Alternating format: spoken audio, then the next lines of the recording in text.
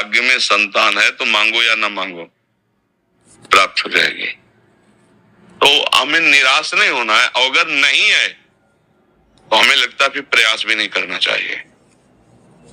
क्योंकि भागवत की कथा सुनी, आत्मदेव ने बहुत प्रयास किया तो फिर धुंधुकारी, फिर सर्वनाश लीला। हमें लगता है कि भगवान को अपना मान करके और जीवन उन्हीं के सहारे व्यतीत करे। और वास्तविक बात है कि देखो, पुत्र भी हो जाते हैं, अगर संतान भी हो गई तो कोई विशेष संतान ऐसी भगवत कृपा पात्र हो तो माता पिता को सुख देती नहीं। कलयुग है, आप देख लो, सब कुछ देने के बाद भी माता पिता को थप्पड़ खाकर जीवन व्यतीत करने पड़ रहे हैं। ऐसे घर हैं, माता पिता को घर से निकाल दिए गए, ऐसे पुत्र हैं, माता पिता को अनाथालय में छोड़ दिए गए, वो बैठे रो रहे हैं। ऐसे कितनी ऐसी घटनाएं, हमें लगता है 100 में कोई 10-5 ऐसे बच्चे होते होंगे जो अपने माता पिता को माता पिता मानकर पैर छूते हैं और वयोवृद्ध की सेवा करते हो। नहीं, 80% तो ऐसे हैं जो अपमान ही कर रहे हैं।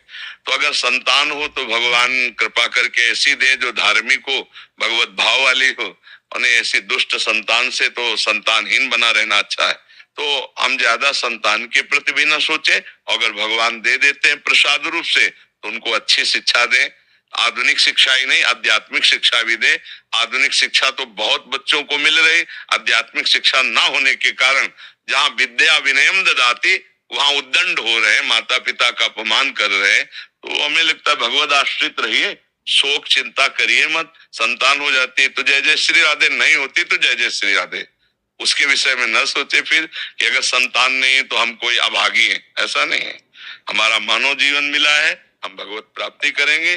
भगवान तो इतने कृपालु हैं कि देखो, जब भजन करके पुत्र रूप में मांगा तो दशरथ और कौशल्या जी क्या भगवान पुत्र रूप में आए, नंद और यशोदा जी क्या भगवान पुत्र रूप में आए, देवकी वसुदेव जी क्या भगवान पुत्र, कश्यप अदिति क्या भगवान पुत्र रूप में आए। तो इसलिए हमें लगता है भगवान से प्यार करो, उनकी इच्छा होगी तो पुत्र रूप में आ जाएंगे, उनकी इच्छा नहीं तो उन्हीं को मान लीजिए अपना, और वही निर्वाह करने वाले हैं। हेलो, संतों का कौन है जीवन में, और तो कोई था।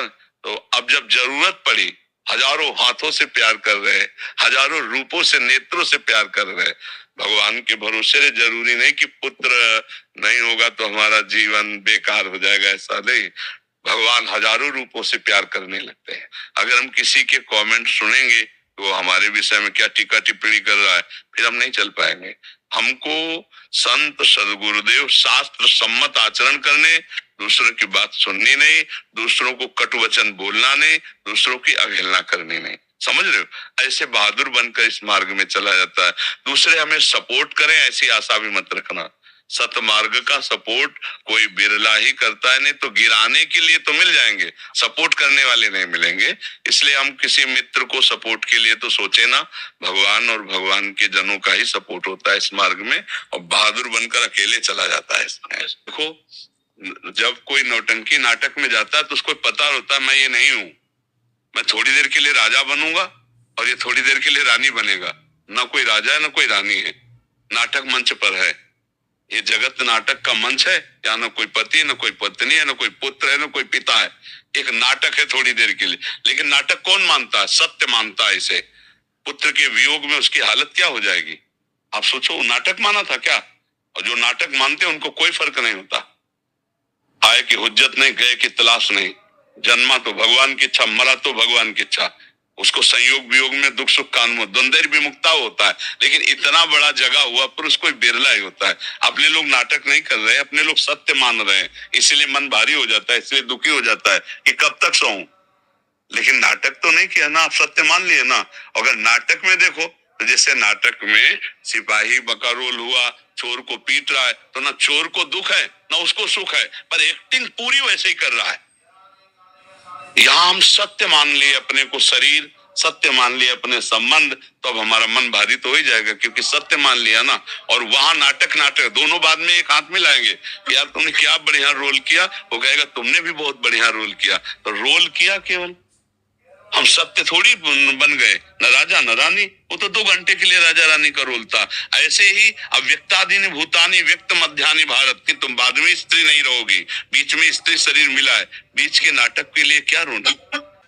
इसलिए हर कार्य करते हुए अच्युत भावना से युक्त होकर स्मृति में डूबने का प्रयास किया जाए, वो चाहे नाम स्मृति हो या रूप स्मृति हो या लीला स्मृति हो या धाम स्मृति हो। अगर भगवद स्मृति का निरंतर तार नहीं चल पा रहा तो अभी हमारे जीवन में अधूरापन है। हमारे जीवन की पूर्णता भगवद स्मृति ही होगी। कोई भी हो, कहीं भी हो, कैसे भी हो, स्मृति परायण भगवत प्राप्ति का ही परम हेतु है। अनन्य